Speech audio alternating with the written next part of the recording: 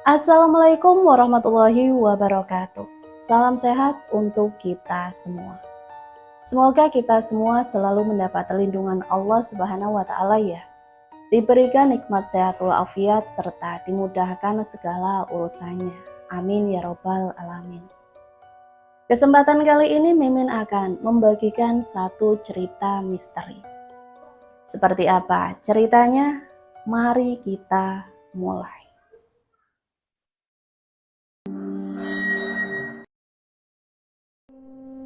Di pelosok desa Ponorogo, berdirilah sebuah rumah besar yang kokoh milik keluarga Janoko dan Bu Sekar. Rumah itu bukan sekedar tempat tinggal, tetapi juga simbol keberhasilan mereka. Janoko dikenal sebagai juragan tebu, sementara Bu Sekar sebagai juragan kambing. Keduanya sibuk dengan usahanya masing-masing, sehingga mereka, orang desa, menjadikan keluarga itu sebagai panutan, sekaligus bahan gosip di setiap sudut warung kopi. Meskipun bergelimang harta, keluarga itu tidak hidup dengan cara berlebihan. Janoko terbiasa bangun pagi untuk melihat kebun tebunya, meninjau para pekerja yang sudah memotong batang-batang tebu untuk dijual ke pabrik gula. Sementara Bu Sekar setiap hari mendatangi kandang kambingnya, memastikan hewan ternaknya sehat dan gemuk. Mereka berdua lebih suka menghabiskan waktu di ladang dan kandang ketimbang duduk bersantai menikmati kekayaan. Dari pernikahan mereka hanya lahir seorang anak laki-laki, Haris namanya. Pemuda berusia 28 tahun, dikenal tampan dan perawakannya gagah. Namun meski anak orang kaya, Haris tidak pernah menampakkan kesombongan. Ia justru sering tampil sederhana dengan baju kemeja polos dan celana seadanya. Sehingga banyak orang tidak tahu kalau dia adalah anak juragan paling kaya di desa. Sifat Haris berbeda dari kebanyakan pemuda sebayanya. Ia tidak suka menghamburkan uang, lebih senang membantu pekerjaan ayahnya di kebun atau menemani ibunya mengurus kambing. Para tetangga sering membicarakan hal ini, terutama para gadis desa yang diam-diam menaruh hati padanya. "Ah, si Haris itu memang bikin iri," kata seorang ibu di warung kopi pada suatu pagi. "Tampan, sopan, anak juragan lagi. Banyak gadis pasti ingin jadi istrinya." Namun meski begitu, Haris tidak mudah tergoda. Hatinya sudah lama tertambat pada seorang gadis sederhana bernama Lestari. Lestari berusia 25 tahun. Bukanlah siapa-siapa di desa. Anak petani biasa yang hidup pas-pasan. Rumahnya berdinding papan. Atapnya sebagian sudah mulai bocor. Namun di balik kesederhanaannya, Lestari memiliki hati yang lembut, tutur kata yang sopan, dan senyum yang menyejukkan. Haris jatuh cinta bukan karena kecantikan fisik, melainkan karena ketulusan hati gadis itu. Pertemuan mereka berawal dari sebuah acara bersih desa setahun lalu. Saat itu Lestari membantu memasak di dapur umum, sementara Haris ikut bergotong royong memasang lampu hias di lapangan. Sejak itulah benih cinta tumbuh. Mereka mulai sering bertemu, berjalan bersama di pematang sawah, atau sekedar berbincang di teras rumah Lestari ketika senja turun. Bagi Haris, Lestari adalah sosok yang bisa membuatnya lupa akan segala gosip tentang dirinya. Ia bisa menjadi dirinya sendiri tanpa takut dihakimi sebagai anak juragan. Sedangkan bagi Lestari, Haris adalah anugerah. Ia tidak tahu bahwa lelaki yang selama ini menemaninya adalah anak orang paling kaya di desa. Hari-hari pun berjalan dengan manis. Hubungan mereka mulai menjadi pembicaraan para tetangga. Ada yang mendukung, ada pula yang mencibir. Wah, kalau benar Haris menikah dengan Lestari, hidup gadis itu akan berubah drastis, ucap seorang bapak di pos ronda. Ah, jangan-jangan Haris hanya main-main doang. Mana mungkin anak juragan Tebu jatuh cinta pada gadis biasa, saut yang lain. Namun semua gosip itu tidak pernah mempengaruhi Haris. Ia tetap mendekati Lestari dengan tulus. Bahkan Bu Sekar dan Pak Janoko diam-diam sudah tahu hubungan mereka. Meski sibuk, mereka memperhatikan tingkah Haris yang sering pergi ke arah rumah Lestari. Alih-alih marah, mereka justru merasa senang karena tahu Lestari gadis baik. Suatu sore Haris duduk di balai-balai bambu depan rumah Lestari. Angin semilir membawa aroma jerami kering. Lestari membawa segelas teh hangat untuk Haris. Diminum dulu. Terima kasih Lestari. Capek juga ya habis dari kebun, ucap Haris sambil tersenyum. Sampean itu enggak usah terlalu capek, kan banyak pekerja. Biar saja mereka yang bekerja, Mas. Balas Lestari dengan senyum lembut. Aku enggak bisa kalau harus berdiam diri. Kalau semua aku serahkan pada pekerja, rasanya enggak tenang. Lagi pula, aku juga ingin belajar mandiri. Lestari menatapnya kagum. Aku seneng loh, jarang ada pemuda kaya yang mau hidup sederhana seperti sampean. Haris hanya tersenyum, hatinya hangat. Ia tahu Lestari belum mengetahui siapa dirinya sebenarnya.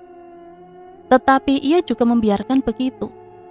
Lestari memang tahu dirinya tinggal di rumah juragan itu, tapi dia tidak tahu kalau Haris adalah anak sang juragan. Ia ingin Lestari mencintainya karena dirinya, bukan karena harta. Malam itu setelah pembicaraan sederhana di teras, Haris berjalan pulang dengan hati penuh bahagia. Hari-hari berikutnya, kedekatan mereka makin erat. Haris mulai berani membawa Lestari menemui beberapa kerabat jauh, memperkenalkannya sebagai kekasih. Meski Lestari canggung, ia merasa bahagia. Para tetangga yang melihat keduanya berjalan bersama di jalan desa hanya bisa berbisik-bisik. Ada yang iri, ada yang kagum. Bagi Haris tidak ada lagi yang perlu disembunyikan. Ia sudah mantap memilih Lestari. Dalam hati kecilnya, ia bertekad suatu saat akan melamar gadis itu. Dan semakin hari tekad itu makin menguat. Hubungan mereka tumbuh dalam kesederhanaan tanpa kemewahan pesta atau hadiah mahal. Justru disitulah kehangatannya terasa nyata. Haris sering membantu Lestari menimba air atau ikut membersihkan halaman rumahnya. Semua dilakukan tanpa pamrih, hanya karena cinta. Sementara itu Bu Sekar sering mengintip dari kejauhan ketika Haris pulang larut malam. Meski lelah, senyum di wajah anaknya tidak pernah hilang. Sebagai seorang ibu, ia tahu anaknya sedang jatuh cinta. Ia hanya bisa berharap hubungan itu benar-benar membawa kebahagiaan. Dan begitulah seiring waktu berjalan, cinta mereka semakin kokoh. Haris bukan lagi sekedar pemuda desa tampan, melainkan seorang lelaki yang sudah siap mengambil langkah besar. Lestari pun mulai berani bermimpi bahwa suatu hari ia akan menjadi istri dari lelaki yang begitu ia cintai. Hingga akhirnya benih lamaran mulai terucap. Meski belum resmi, Haris beberapa kali menyinggung keinginannya untuk hidup bersama Lestari. Gadis itu hanya tersipu malu, namun jelas ia menyambut dengan senang hati. Di sebuah malam yang tenang, di bawah cahaya bulan yang menggantung di atas hamparan sawah, Haris memandang Lestari dengan penuh kesungguhan. "Nduk," Haris menarik nafas panjang. "Aku pengen hubungan kita gak sebatas pacaran. Aku pengen benar-benar serius sama kamu." Lestari terdiam, wajahnya memerah. "Mas, apa maksudnya?" "Aku ingin melamarmu, Nduk, menjadikanmu istriku." Lestari menunduk, senyumannya tersungging di wajahnya yang sederhana. Hatinya bergetar, dan malam itu menjadi babak baru bagi kehidupan mereka. Haris pulang malam itu dengan perasaan penuh semangat. Langkahnya terasa ringan, meski jalan desa gelap hanya diterangi lampu minyak di beberapa rumah. Ia tahu keputusan sudah bulat, melamar Lestari dan menjadikannya istri. Di benaknya sudah terbayang kehidupan sederhana bersama gadis itu. Meski ia sadar pernikahan bukan sekedar penyatuan dua hati, melainkan juga dua keluarga. Keesokan paginya, Haris memberanikan diri untuk menceritakan niatnya kepada Bu Sekar. Ibunya sedang memberi makan kambing di kandang ketika Haris datang menghampirinya. Bau rumput basah bercampur aroma tanah pagi terasa pekat. Bu Sekar menoleh tersenyum melihat anak tunggalnya datang. Ada apa Toleh? Pagi-pagi sudah melamun. Biasanya ikut ke ladang sama bapakmu. Haris menarik nafas panjang. Aku ingin bilang sesuatu, Bu.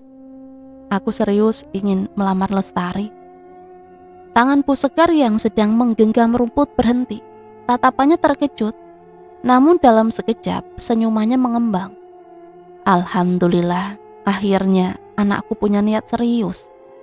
Ibu senang sekali dengarnya, Nak. Haris merasa lega. Sejak lama ia tahu ibunya sudah menduga hubungan mereka. Tetapi mendengar restu langsung dari bibir ibunya membuat hatinya tentram. Sore harinya, giliran Janoko yang diberi kabar. Lelaki parubaya itu baru saja pulang dari kebun tebu dengan tubuh berpeluk. Duduk di kursi kayu di teras rumah. Ia menerima segelas air dari Haris. Bapak, suara Haris hati-hati. Kenapa, Riz? Kok serius sekali wajahmu?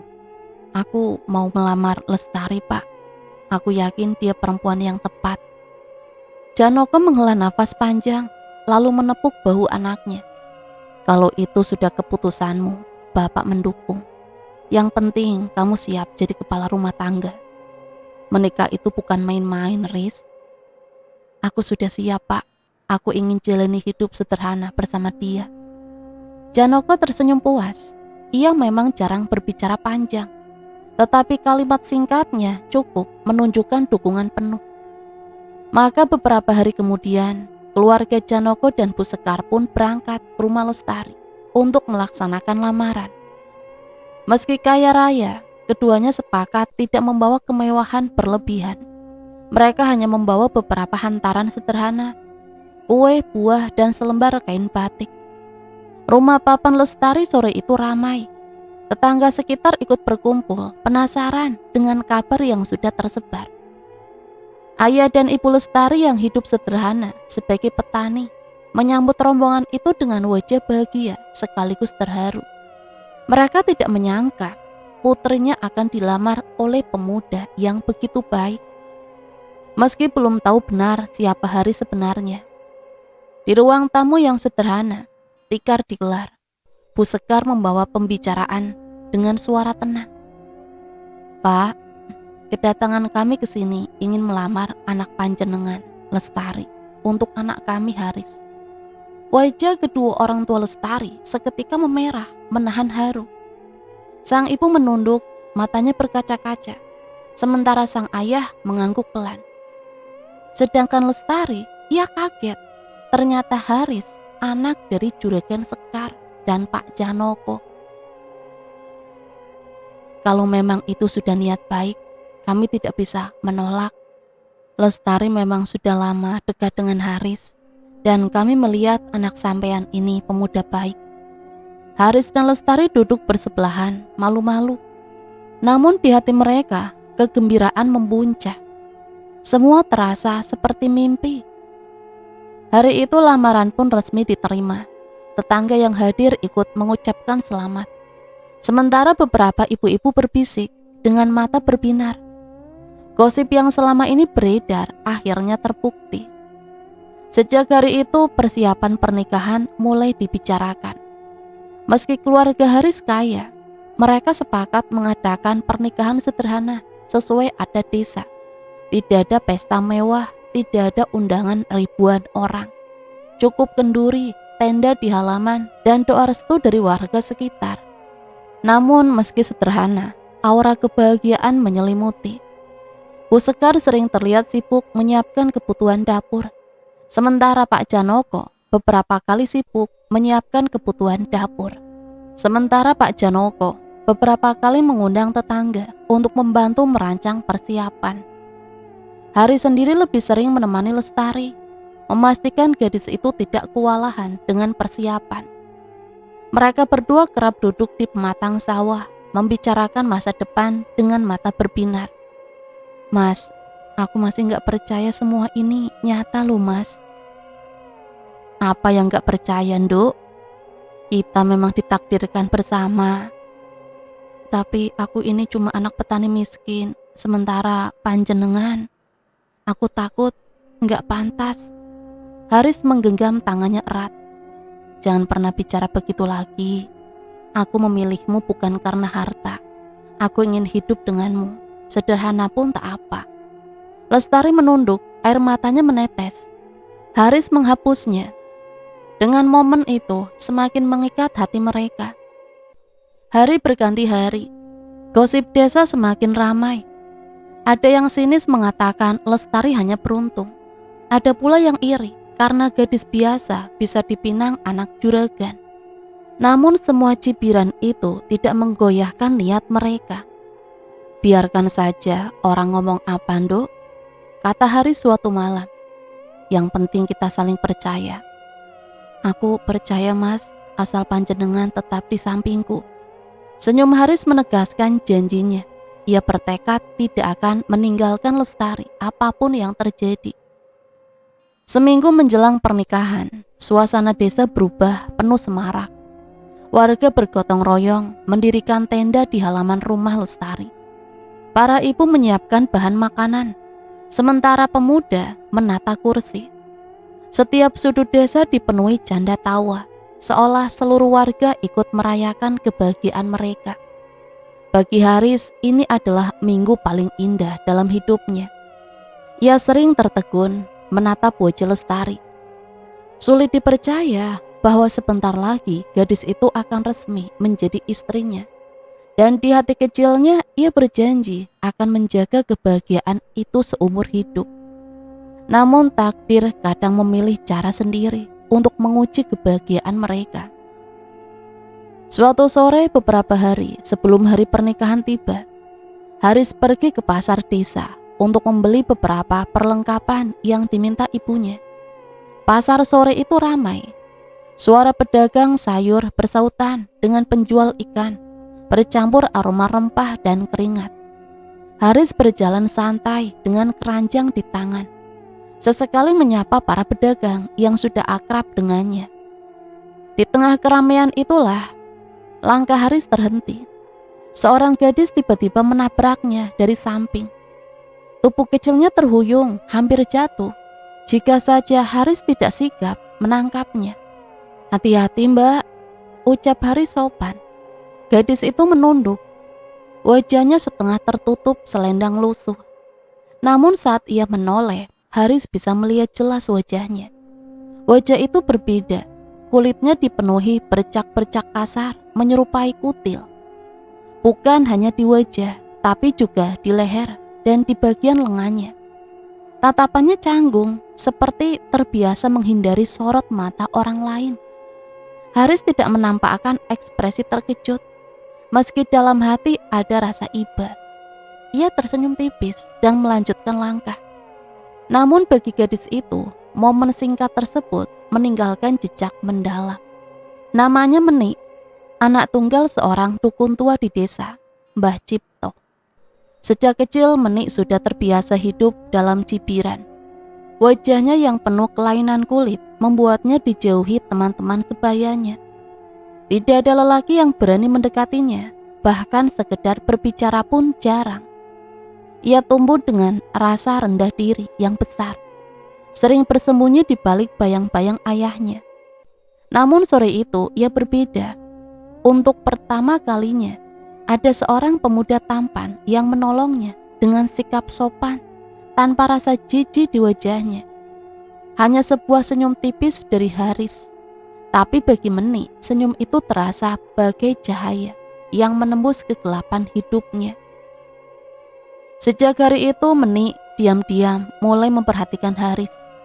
Setiap kali Haris melewati jalan dekat rumahnya untuk menuju kebun atau pasar, Menik selalu mencari celah untuk mengintip dari balik jendela atau pepohonan. Hatinya berdebar-debar meski ia tahu mustahil seorang pemuda seperti Haris bisa mencintainya. Di sisi lain, kabar lamaran Haris dengan Lestari sudah menyebar ke seluruh desa. Semua orang membicarakannya, termasuk Menik. Mendengar kabar itu, hatinya terasa remuk. Namun justru, dari rasa sakit itulah muncul keberanian aneh. Hari-hari berikutnya, bayangan Haris semakin menghantui pikirannya. Menik duduk berjam-jam di depan rumah, menunggu, sekedar melihat sosok pemuda itu lewat. Ketika tidak melihatnya, ia merasa gelisah. Ketika berpapasan dari jauh, hatinya bergetar. Meski Haris tak pernah menyadari, sikap Menik yang berubah akhirnya tidak luput dari perhatian Mbah Cipto. Dukun berusia 60 tahun itu masih disegani sekaligus ditakuti warga. Tubuhnya kurus, sorot matanya tajam, dan suaranya parau. Banyak orang datang padanya untuk meminta jimat, penglaris, atau bahkan santet. Di balik senyum ramahnya tersimpan niat licik dan haus harta. Suatu malam ketika Menik duduk melamun di serambi, Mbah Cipto menghampirinya. "Menik, kenapa akhir-akhir ini kau sering bengong? Ada yang kau pikirkan?" Suaranya berat, menekan. Menik terkejut, wajahnya memerah. "Enggak, Pak, Menik cuma capek." Mbah Cipto menyipitkan mata. "Jangan bohong sama bapakmu sendiri. Aku tahu kau sedang jatuh hati." Menik menunduk makin dalam. Air matanya hampir jatuh. Tapi ia menahannya. "Pak, Menik tahu wajah Menik ini jelek. Gak ada lelaki yang mau. Tapi waktu itu Haris menolong aku di pasar. Dia gak jijik." Nama itu membuat Mbah Cipto terdiam sejenak. Ia mengenal siapa Haris. Semua orang di desa tahu pemuda itu anak juragan tebu dan juragan kambing, pewaris kekayaan melimpah. Dalam benaknya sebuah rencana busuk perlahan terbentuk. Haris. Lalu ia menatap putrinya dengan senyum samar.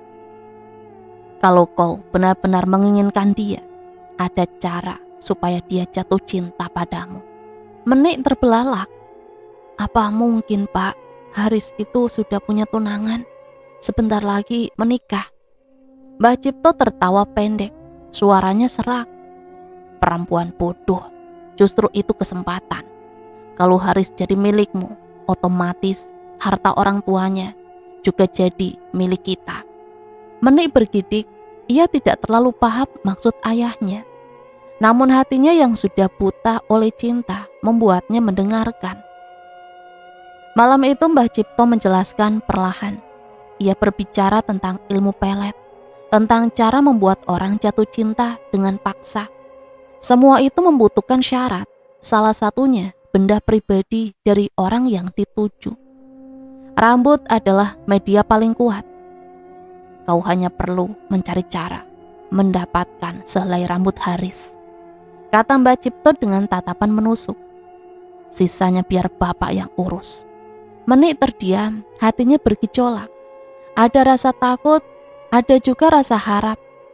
Bayangan wajah Haris kembali muncul dalam pikirannya. Ia tahu tindakannya salah, tetapi keinginan untuk memiliki Haris mengalahkan segalanya. Sejak saat itu, Menik mulai mencari kesempatan, membayangkan berbagai cara mendekati Haris. Salah satu ide gila muncul di kepalanya, pura-pura marah, lalu menjambak rambutnya. Dalam hatinya, Menik mulai percaya bahwa dengan bantuan ayahnya, Haris benar-benar bisa menjadi miliknya. Sementara di luar sana, Haris tetap sibuk menyiapkan pernikahan bersama Lestari. Ia tidak tahu sebuah bahaya sedang mengintai. Lahir dari tatapan seorang gadis terbuang dan ambisi seorang dukun yang licik. Hari-hari menjelang pernikahan terasa padat. Haris sering bolak-balik dari rumahnya ke rumah Lestari. membantu persiapan kecil yang bisa ia lakukan. Kadang ia ikut memasang tenda bersama pemuda desa, kadang mengantar bahan makanan yang dipesan ibunya. Semua dilakukan dengan senyum bahagia, seolah tak ada hal yang bisa menggoyahkan tekadnya. Namun di balik semak-semak pinggir jalan, seringkali ada sepasang mata yang memperhatikan. Menik dengan wajah pucat dan selendang kusut menutupi sebagian wajahnya, kerap berdiri diam mengamati setiap langkah Haris. Semakin dekat hari pernikahan, semakin besar pula kegelisahan dalam hatinya. Ia teringat pesan ayahnya, "Kau hanya perlu sehelai rambutnya." Kesempatan itu datang pada suatu sore. Haris baru saja pulang dari pasar, berjalan santai di jalan desa yang agak sepi. Dari kejauhan, Menik sudah menunggu dengan raut wajah penuh tekad. Ia tahu apa yang harus dilakukan. Saat Haris mendekat, Menik pura-pura menjerit marah. Ia mengamuk tanpa alasan jelas. Tangannya meraih rambut Haris dengan keras. Haris terkejut, tak sempat menghindar. "Aduh, lepas! Kau ini kenapa?" seru Haris berusaha menyingkirkan tangan Menik. Namun Menik sudah berhasil menarik sehelai rambut. Ia segera menjatuhkan diri ke tanah, berpura-pura histeris. Haris bingung, tidak tahu harus berbuat apa. Ia hanya menggeleng kesal, lalu pergi, menganggap Menik tidak waras. Menik bangkit dengan nafas terengah. Tangannya menggenggam erat helai rambut itu. Senyum tipis muncul di wajahnya yang penuh bercak. Ia tahu benda kecil itu adalah kunci masa depannya. Malamnya rambut Haris dibawa pulang dan diserahkan kepada Mbah Cipto. Dukun tua itu menerima dengan tatapan penuh nafsu. Ia menaruh rambut itu di atas kain hitam, lalu memulai persiapan ritual. Ruangan dalam rumah mereka berubah menyeramkan. Lampu dimatikan, hanya cahaya redup pelita dan lilin hitam yang menyala. Bau kemenyan memenuhi udara, menusuk hidung, dan membuat kepala pening. Di sudut ruangan, sebuah kendi berisi air sumur tua diletakkan di samping sesajen, berupa bunga 7 rupa, ayam hitam, dan segelas darah ayam yang sudah disembelih. Mbah Cipto duduk bersilah di hadapan sesajen. Suaranya mulai melantunkan mantra, pelan lalu semakin keras. Bahasa yang diucapkan asing, campuran Jawa kuno, dan kata-kata tidak dimengerti, membuat bulu kuduk Menik meremang. Rambut Haris dibakar di atas api lilin, asapnya mengepul ke udara. Bau kosong bercampur kemenyan semakin pekat, seakan memenuhi dada. Dengan beban tak kasat mata, Mbah Cipto memejamkan mata, tangannya bergerak pelan. Ia memasukkan abu rambut itu ke dalam kendi berisi air. "Menik, minumlah air ini sedikit." Menik ragu, tapi menurut. Air itu dingin, rasanya getir, bercampur bau kemenyan. "Besok campurkan sisanya pada makanan atau minuman Haris, maka ia akan terpikat sepenuhnya padamu." Malam itu Menik tidur dengan jantung berdebar antara takut dan penuh harap. Di luar rumah, angin malam berdesir lewat pepohonan, seolah ikut menjadi saksi lahirnya rencana busuk itu. Keesokan harinya, Menik mencari kesempatan saat Haris melewati jalan menuju kebun. Ia memberanikan diri mendekat, menawarkan segelas air yang sudah dicampur cairan dari kendi. Haris yang kehausan setelah seharian bekerja menerima tanpa curiga. Beberapa menit setelah meneguk air itu, tatapannya berubah. Pandangan matanya seakan kabur, tubuhnya terasa lemas. Ia melihat Menik berdiri di depannya, tapi anehnya, wajah yang tampak justru samar-samar menyerupai Lestari. Haris mengerjap-ngerjap, bingung, namun tak bisa mengendalikan pikirannya. Sejak hari itu, perubahan Haris mulai terlihat. Ia yang biasanya selalu ingin bersama Lestari, kini sering beralasan sibuk. Ia mulai melirik ke arah Menik tanpa sadar. Ketika bertemu Lestari, ada saja yang membuatnya mudah tersulut emosi. Lestari merasa ada jarak. Gadis itu berusaha memahami, mengira Haris hanya lelah dengan segala persiapan. Tapi dalam hati kecilnya, ia merasa ada yang aneh. Haris yang biasanya penuh perhatian, kini lebih sering diam atau bahkan menatap kosong. Di rumah, Bu Sekar mulai cemas melihat perubahan anaknya. Haris pulang larut malam tanpa alasan jelas. Kadang pulang dengan wajah murung. Saat ditanya, jawabannya singkat dan dingin. "Haris, kamu kenapa, Le?" tanya Bu Sekar suatu malam. "Tidak apa-apa, Bu, aku cuma capek," jawab Haris dengan suara datar. Namun begitu keluar rumah, langkahnya justru mengarah ke jalan gelap menuju rumah Menik. Menik di sisi lain merasakan kemenangan. Haris mulai sering datang menemui meski awalnya hanya sebentar. Senyum tipis selalu menghiasi wajahnya setiap kali Haris berdiri di depan rumahnya. Bahkan meski hanya untuk berbincang sebentar, Mbak Cipto mengamati semua itu dengan puas. Rencana yang ia susun mulai berjalan. Baginya Haris bukan sekedar calon menantu, melainkan jalan menuju harta. Kekayaan keluarga juragan yang selama ini hanya bisa ia pandang dari jauh. Hari demi hari pesona Pelet semakin mengikat. Haris mulai berbalik arah menjauh dari Lestari. Hari pernikahan tinggal menghitung hari. Tapi hatinya terasa seperti berbalik. Entah mengapa wajah Menik kini sering hadir dalam mimpinya, menutupi bayangan Lestari yang selama ini ia cintai dengan tulus. Sejak saat itu perlahan tapi pasti Haris berubah. Pemuda yang biasanya tenang, sopan, dan penyayang kini mulai menunjukkan sisi lain yang tidak pernah orang lihat sebelumnya. Sikapnya mendadak kasar, mudah tersulut emosi, hanya karena hal-hal sepele. Lestari yang biasanya disambut dengan senyum hangat, kini lebih sering dipandang dengan tatapan dingin. Jika dulu Haris selalu menyempatkan waktu untuk menemaninya mengobrol di beranda rumah, sekarang ia sering beralasan sibuk. Kadang ia datang tapi hanya duduk sebentar, lalu pulang tanpa banyak bicara. "Mas, kenapa akhir-akhir ini berbeda? Ada yang salah sama aku?" tanya Lestari lirih suatu sore ketika Haris terlihat gelisah. "Tidak usah banyak tanya, aku cuma capek," jawab Haris ketus sambil mengalihkan pandangan. Jawaban itu menorehkan luka di hati Lestari. Ia menahan tangis, memilih diam agar tidak memperkeruh suasana. Ia masih berharap perubahan itu hanya sementara. Namun kenyataannya perubahan Haris semakin menjadi-jadi. Di hadapan Menik, ia tampak seperti orang yang berbeda sama sekali. Ia rela menghamburkan uang hanya untuk membuat Menik senang. Dibelikannya kain, perhiasan murah, bahkan sesekali makanan enak yang biasa ia pesan dari kota.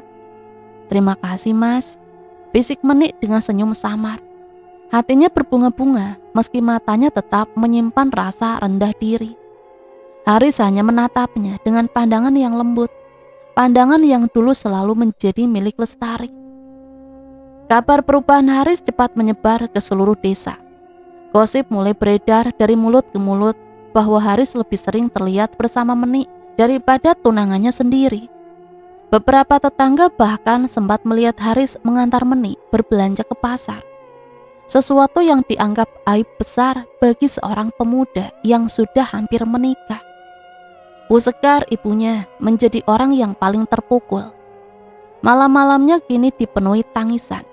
Ia tidak menyangka anak yang selama ini ia besarkan dengan penuh kasih sayang tiba-tiba berubah seperti orang asing.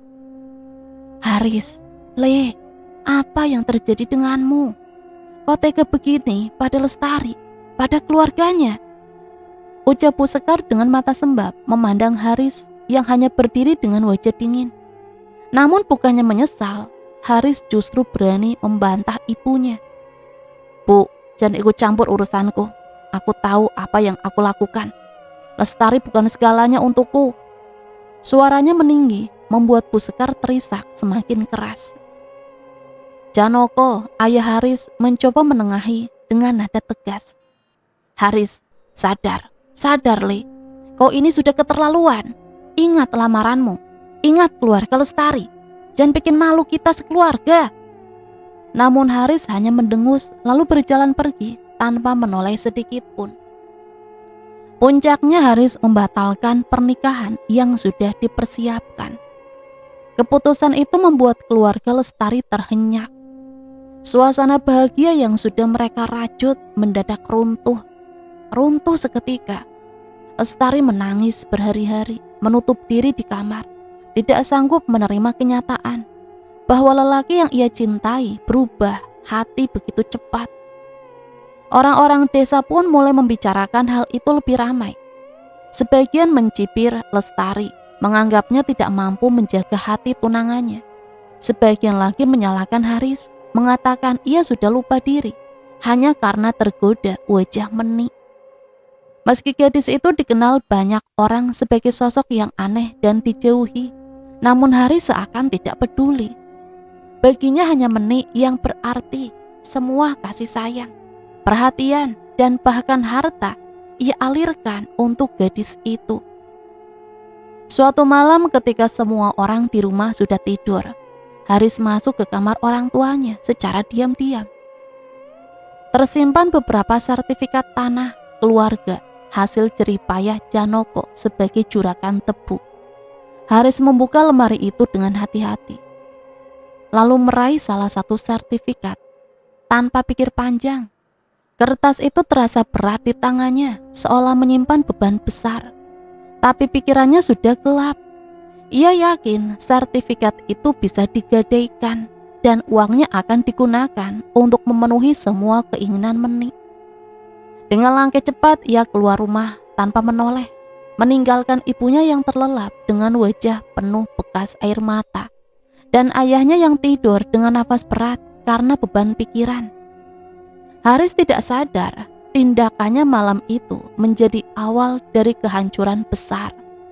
Keesokan harinya, kabar buruk itu akhirnya sampai juga ke telinga Bu Sekar. Pagi itu ia didatangi seorang tetangga yang baru pulang dari kota. Dengan wajah penuh iba, tetangga itu berbisik bahwa ia melihat Haris keluar dari kantor pegadaian, membawa selembar kertas dengan wajah puas. Hati Bu Sekar langsung berdebar kencang. Perasaan tak enak menyergapnya, membuat tubuhnya hampir limbung. Ia segera memeriksa lemari tempat suaminya biasa menyimpan surat-surat berharga. Benar saja, salah satu sertifikat tanah tidak ada. Ya Allah, Haris, apa yang sudah kau lakukan pada keluargamu sendiri, Leh? Suara Bu Sekar, suaranya bergetar menahan tangis. Air matanya jatuh begitu saja membasahi pipi. Dengan tubuh gemetar, ia segera mencari Haris dan benar. Tak lama kemudian Haris pulang dengan wajah santai, seolah tidak terjadi apa-apa. Haris, kamu kemana saja semalaman? Seru Bu Sekar dengan suara parau, matanya merah karena menangis. Apa urusannya? Ibu tanya begitu. Saud Haris ketus, tidak menunjukkan rasa bersalah sedikit pun. Bu Sekar maju, menatap tajam wajah anak semata wayangnya itu. Jangan kau bohongi ibu. Sertifikat tanah hilang dari lemari. Kau yang mengambilnya kan? Kau gadekan demi perempuan itu, Haris. Demi Meni dan bapaknya yang dukun itu. Haris terdiam sesaat, lalu tersenyum miring. Kalau iya, kenapa? Itu tanah nanti toh juga jadi milikku. Aku hanya memanfaatkannya lebih cepat. Ucapnya enteng, membuat dada Bu Sekar terasa sesak. Tega sekali kau, Leh. Itu tanah hasil keringat bapakmu. Itu untuk masa depanmu, bukan untuk dihamburkan pada orang yang bahkan baru kau kenal. Suara Bu Sekar pecah. Ia berusaha meraih lengan Haris, seakan ingin mengguncang kesadaran anaknya. Namun yang terjadi justru sebaliknya. Haris menepis tangan ibunya dengan kasar. Jangan ikut campur, Bu. Aku sudah bosan dengan nasihat ibu yang tak ada gunanya. Pertengkaran itu semakin memanas. Bu Sekar tidak kuat menahan amarah dan kesedihan. Ia berusaha meraih Haris, tapi Haris justru mendorong tubuh ibunya hingga terhuyung dan hampir terjatuh. Ya Allah, Haris, kau tega. Ini ibumu sendiri, Nak. Suara Bu Sekar bergetar, tubuhnya gemetar karena ketakutan bercampur kecewa. Amarah dalam diri Haris semakin tak terkendali. Matanya merah menyala, nafasnya memburuk. Tiba-tiba ia meraih sebuah cangkul yang tersandar di depan pintu. Dengan wajah bengis, ia mengangkat cangkul itu tinggi-tinggi, seolah hendak menghantam ibunya. "Kalau ibu masih ikut campur, jangan salahkan aku. Kalau aku..." Suaranya menggelegar, membuat tubuh Bu Sekar lemas seketika. Namun sebelum cangkul itu benar-benar melayang, suara lantang memecah ketegangan. "Haris!" Janoko berdiri di ambang pintu dengan wajah merah padam. Matanya memerah, urah di lehernya menegak. Ia berlari dan merebut cangkul dari tangan Haris dengan kekuatan penuh. "Anak kurang ajar! Kau hampir saja membunuh ibumu sendiri demi uang, demi perempuan yang tidak jelas asal-usulnya. Kau sadar tidak, Le?" Haris hanya terdiam, nafasnya memburu, tatapannya kosong, seperti orang yang kehilangan akal sehat. Bu Sekar terisak keras, menutupi wajahnya dengan kedua tangan. "Astagfirullahaladzim, anak apa yang sudah kulahirkan ini?" Janoko semakin murka, ia menampar Haris dengan keras, membuat pipi pemuda itu memerah. "Sadar, Le, ini bukan dirimu yang dulu. Apa yang sudah dilakukan dukun itu padamu? Kau bukan Haris yang kami kenal." Namun bukannya menyesal, Haris justru menatap ayahnya dengan dingin. "Ayah tidak tahu apa-apa. Aku mencintai Menik dan aku akan melakukan apa saja untuknya. Bahkan kalau harus melawan semua." Kata-kata itu seperti pisau yang menusuk hati kedua orang tuanya. Mereka tidak pernah membayangkan anak yang dulu dimanja dan penuh kasih sayang kini berubah menjadi sosok asing yang menakutkan. Kabar kejadian itu pun cepat menyebar ke telinga warga. Mereka mulai resah dan gelisah. Beberapa tetangga yang mendengar keributan malam itu saling berbisik, menceritakan bahwa Haris kini berani mengangkat tangan pada ibunya sendiri. Kasihan Bu Sekar dan Pak Janoko, anak semata wayangnya jadi seperti itu. Bisik seorang ibu di pasar. "Pasti ada pengaruh ilmu hitam. Tidak mungkin Haris bisa berubah secepat itu," saut yang lain. Desa Ponorogo bagian pelosok yang biasanya tenang kini dipenuhi desas-desus tentang Haris, Menik, dan Mbah Cipto. Semakin hari semakin banyak warga yang menaruh curiga pada keluarga dukun itu. Namun Haris seolah tidak peduli. Ia semakin larut dalam kendali Menik dan ayahnya. Setiap kali ia merasa ragu, Menik selalu hadir dengan senyuman palsunya, seakan menjadi penghibur yang menutup semua akal sehat Haris. Sementara Mbah Cipto dengan tatapan liciknya terus mengarahkan Haris untuk menuruti semua kehendak mereka. Dan begitulah Haris semakin jauh terseret, tak lagi mampu membedakan mana cinta sejati dan mana jeratan gelap yang menyesatkan. Namun di balik itu semua, benih keraguan sesekali muncul. Meski selalu ditekan oleh bayang-bayang Menik dan bisikan licik Mbah Cipto. Suatu sore, ketika desa mulai merona keemasan, Haris mengajak Menik berjalan-jalan. Mereka melewati jalanan setapak yang jarang dilalui oleh orang, menuju sebuah sendang keramat di pinggir desa. Sendang itu terkenal angker, namun juga diyakini memiliki air yang jernih dan suci. Banyak orang percaya bahwa siapapun yang berniat buruk akan terbuka aibnya jika bersentuhan dengan air sendang tersebut. Haris yang kini pikirannya sudah terbalik justru menatap sendang itu dengan tatapan bersemangat. Ia menggenggam tangan Menik erat-erat. "Ayo Nik, kita mandi di sendang itu, biar semua orang tahu aku dan kamu tak perlu bersembunyi-sembunyi lagi." Menik terkejut, matanya melebar, wajahnya memucat. Ia cepat-cepat menepis tangan Haris. "Jangan Haris, kita tak boleh ke sana. Itu tempat wingit, banyak pantangannya. Orang bilang sendang itu bisa membuka apa yang seharusnya tidak terlihat." Namun Haris tidak menggubris. Entah dorongan dari mana, tiba-tiba ia begitu ingin masuk ke air sendang itu bersama Menik. Mungkin ada bagian dari hatinya yang selama ini tertekan, berusaha mencari jawaban atas keganjilan yang kadang muncul di pikirannya. Tidak usah takut, aku ada di sampingmu. Kalau benar cinta kita kuat, tak ada yang bisa memisahkan, ucap Haris dengan nada memaksa. Menik menggeleng keras, tubuhnya bergetar. Aku tidak mau Haris, jangan, tolong jangan paksa aku. Haris menghela nafas panjang. Matanya yang dulu lembut kini berubah penuh amarah. Ia menggenggam lengan Menik dengan kasar. Sekali ini saja kau harus ikut keinginanku, jangan membantah. Menik berusaha meronta, namun kekuatan Haris terlalu besar. Dengan paksa ia menyeret Menik mendekati pinggir sendang. Suara cangkrik dan kodok bersaut-sautan. Angin malam bertiup dingin, seakan ikut memperingatkan bahwa sesuatu yang buruk akan segera terjadi. Ketika akhirnya kaki Menik menyentuh permukaan air, tubuhnya menegang. Ia berusaha mundur, tapi Haris mendorongnya lebih jauh, hingga sebagian tubuhnya terendam. Lepaskan Haris, kau tidak mengerti.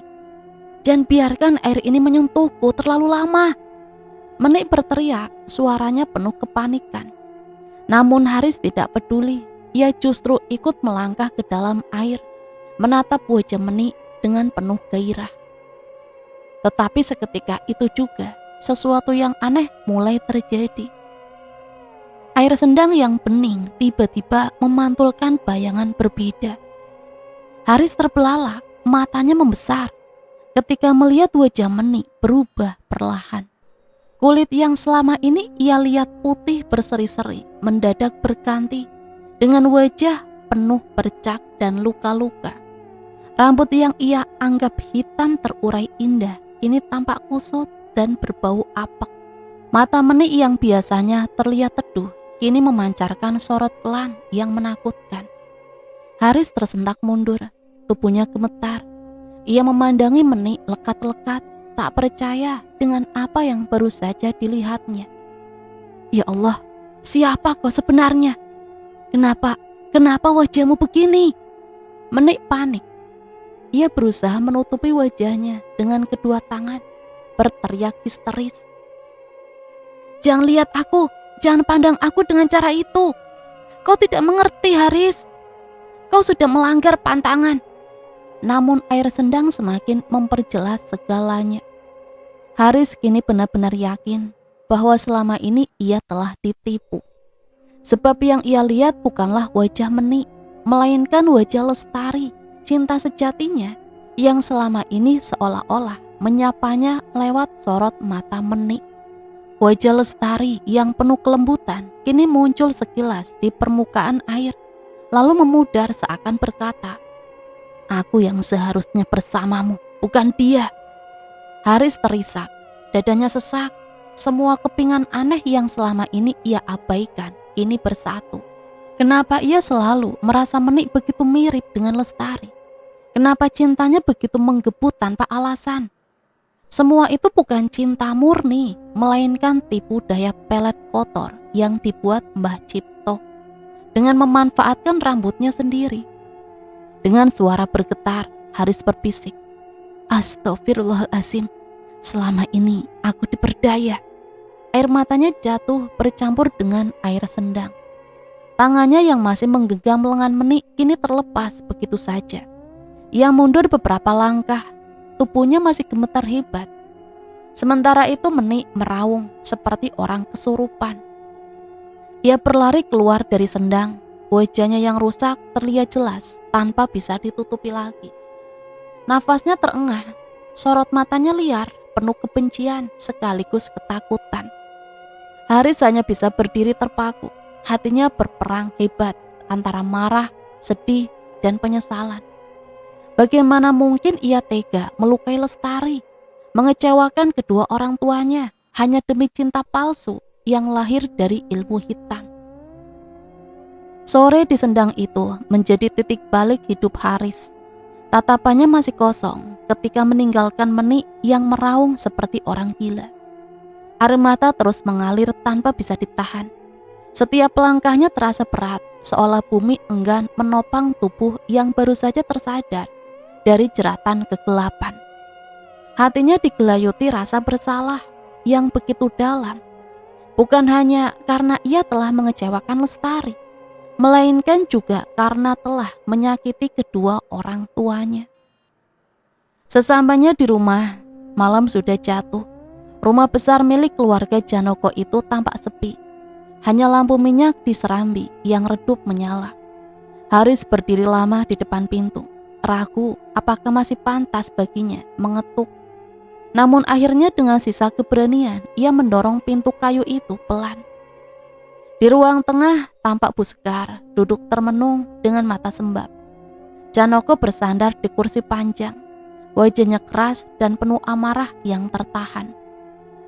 Ketika melihat Haris masuk, suasana hening membeku.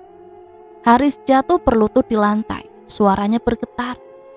"Bapak, Ibu, ampuni aku. Aku telah berbuat salah besar. Aku dibutakan oleh tipu daya. Aku tak lagi bisa membedakan mana yang benar. Maafkan aku, Bu. Maafkan aku, Pak." Air matanya jatuh bercucuran, membasahi lantai tanah. Bu Sekar yang sejak lama memendam perih tak kuasa menahan tangis. Ia menutup wajahnya dengan selendang. Bahunya terguncang. Janoko meski masih diliputi murka mencoba menahan diri. "Haris, apa yang sebenarnya terjadi? Mengapa kau tega menyakiti ibumu, melawan aku, bahkan menggadaikan tanah kita untuk perempuan itu?" Haris mengangkat kepalanya, matanya merah penuh sesal. "Aku baru sadar, Pak, semua ini bukan kehendakku. Meni, dia dan bapaknya, Mbah Cipto, telah memperdaya aku dengan ilmu hitam. Rambutku dipakai untuk pelet. Itulah sebabnya aku buta. Aku merasa begitu mencintai Meni, padahal hatiku selalu gelisah. Tadi disendang, semua terbongkar. Wajahnya berubah, Pak, bukan seperti yang kulihat selama ini." Bu Sekar mendekat, memegang bahu anaknya dengan tangan gemetar. "Ya Allah, jadi benar dugaanku. Aku selalu merasa ada yang aneh, Haris. Syukurlah kau akhirnya sadar, syukurlah." Tangis kembali pecah. Kali ini bukan hanya dari Haris, tapi juga dari ibunya. Pak Janoko, meski keras, hatinya luluh mendengar pengakuan itu. Ia menghela nafas panjang, lalu berkata dengan nada berat, "Kalau begitu, orang itu tidak bisa dibiarkan. Mereka harus bertanggung jawab atas apa yang sudah dilakukan." Keesokan paginya kabar cepat menyebar. Haris ditemani Pak Janoko serta Bu Sekar dan beberapa tetangga menceritakan apa yang terjadi di Sendang. Suasana desa geger, warga marah besar begitu tahu Mbah Cipto dan Meni telah menggunakan ilmu hitam untuk memperdaya Haris.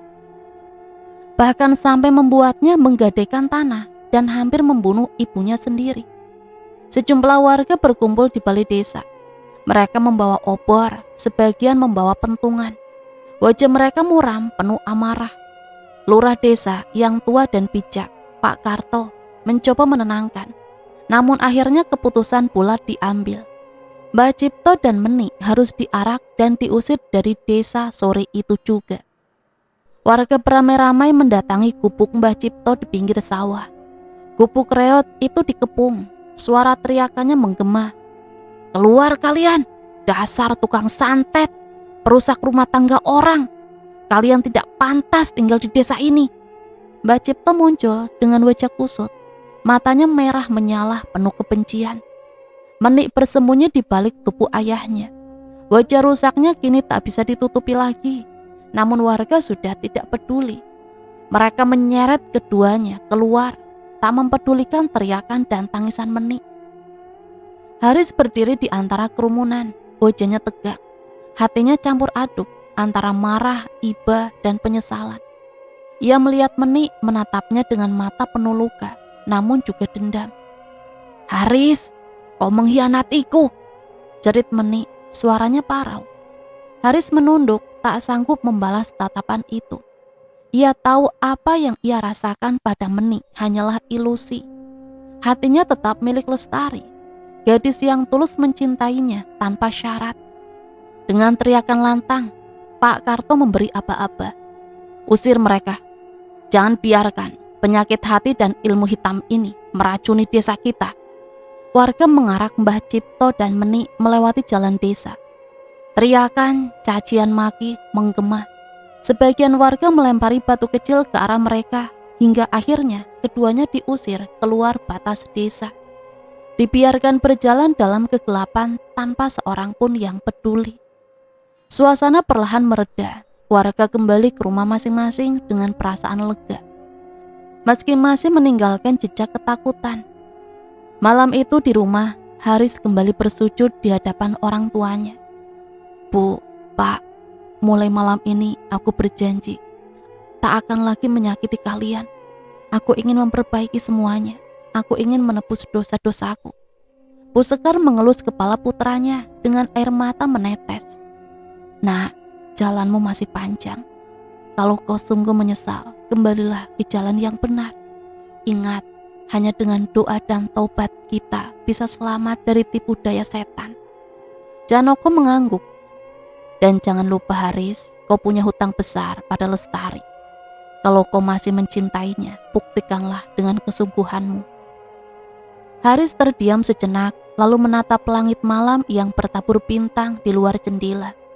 Dalam hati ia bertekad bulat, aku harus menemui Lestari. Aku harus meminta maaf. Aku tak boleh membiarkan cinta sejati ini hilang begitu saja. Dengan tekad yang baru, Haris berjanji akan memperbaiki segalanya.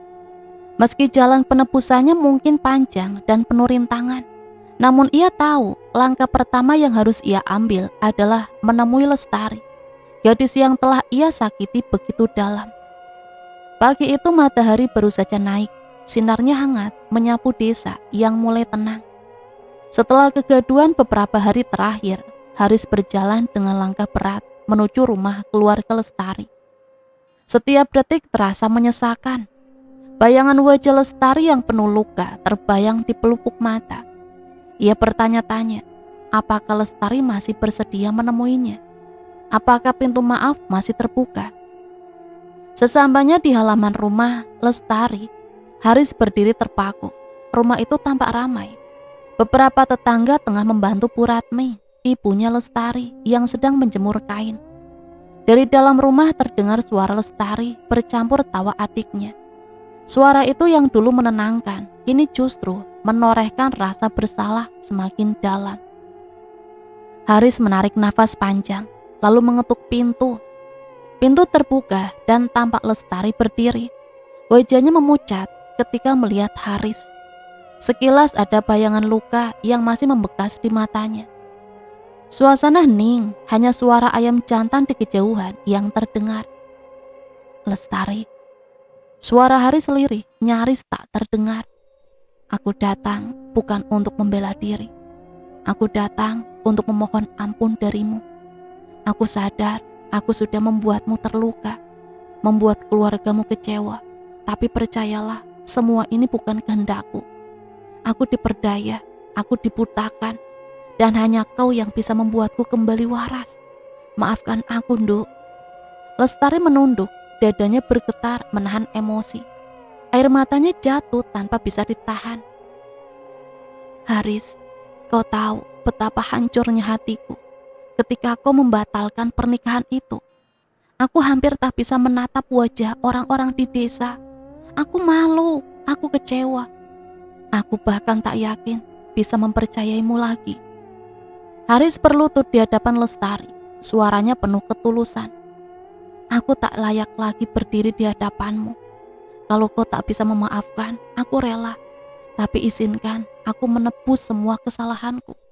Aku akan buktikan dengan hidupku kalau cintaku padamu sejak awal memang benar. Aku hanya terjerat kegelapan. Tangis Lestari pecah, menutup wajahnya dengan kedua tangan. Bu Ratmi yang sejak tadi memperhatikan dari dalam akhirnya keluar. Ia menatap Haris dengan mata penuh keraguan. Namun melihat kesungguhan Haris yang berlutut tanpa malu, hatinya mulai luluh.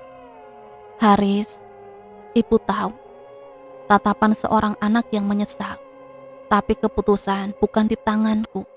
Semua ada di hati. Kalau dia masih bisa percaya padamu, aku tidak akan menghalangi. Lestari terdiam, hening begitu pekat. hanya tangisan yang terdengar. Hingga akhirnya ia mendekat, mengangkat wajah Haris yang basah oleh air mata. Kalau kau benar-benar ingin menebus semua ini, buktikanlah Mas. Jangan hanya dengan kata-kata. Jangan lagi kau sakiti aku atau keluargaku. Kalau itu bisa kau jalani, aku bersedia memulai lagi. Haris terisak lalu menunduk dalam-dalam. Terima kasih Nduk. Hari-hari berikutnya menjadi lembaran baru. Haris menunjukkan kesungguhan hatinya dengan bekerja keras, membantu orang tuanya mengembalikan tanah yang sempat tergadai dengan usaha dan bantuan warga desa. Ia juga sering membantu keluarga Lestari, menunjukkan bahwa dirinya benar-benar berubah. Perlahan luka yang membekas mulai sembuh. Lestari melihat dengan mata kepala sendiri bahwa Haris bukan lagi pemuda angkuh yang dikuasai hawa nafsu, melainkan lelaki yang tulus menebus dosa. Kabar pun tersebar cepat. Warga yang dulu mencibir kini mulai kembali menghormati Haris. Mereka melihat bukti nyata dari perubahan itu. Bahkan Pak Karto, sang lurah, memberikan nasihat bijak. Ilmu hitam bisa menipu mata, tapi hati yang tulus tak akan pernah mati. Syukurlah kau sadar sebelum terlambat, Riz. Tak lama kemudian, keluarga Haris kembali mengajukan tanggal pernikahan. Kali ini keluarga Lestari menerimanya dengan hati lapang. Tak ada pesta besar, tak ada kemewahan. Pernikahan disepakati, berlangsung sederhana. Cukup di rumah dengan doa restu warga desa. Hari yang ditunggu pun tiba. Pagi itu rumah Lestari dihiasi janur kuning dan bunga sederhana. Warga berdatangan, sebagian membawa tumpeng, sebagian membawa kue tradisional. Suasana hangat penuh kebersamaan terasa kental. Haris duduk bersanding dengan Lestari. Wajahnya berseri, meski sesekali masih menyisakan rasa haru. Bu Sekar dan Pak Janoko duduk di samping mereka, kali ini dengan senyum bangga yang tulus. Bu Ratmi menatap menantunya dengan mata berkaca-kaca.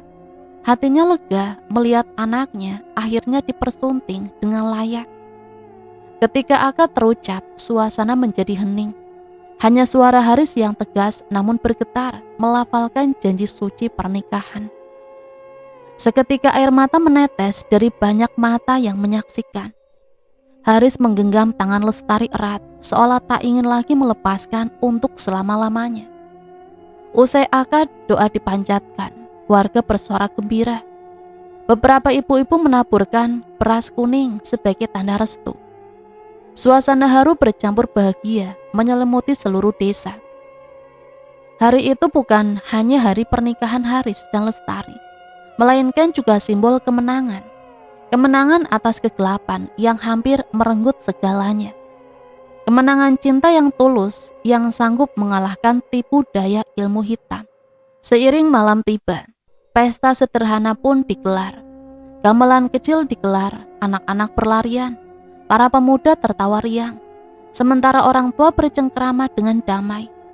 Desa yang sebelumnya penuh resah kini kembali tenang.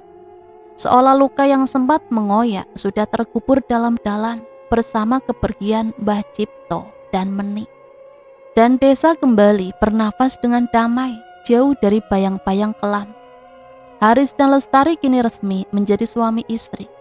Mereka berdiri sebagai simbol harapan baru, bahwa seberat apapun ujian, ketulusan hati selalu mampu membawa pada ketenangan. Dan cerita selesai sampai di sini. Semoga cerita ini bisa menemani hari-hari teman-teman semua ya. Sampai di sini Mimin pamit undur diri, mohon maaf apabila banyak salah kata. Sampai berjumpa kembali di cerita-cerita misteri selanjutnya. Matur nuwun, wassalamualaikum warahmatullahi wabarakatuh.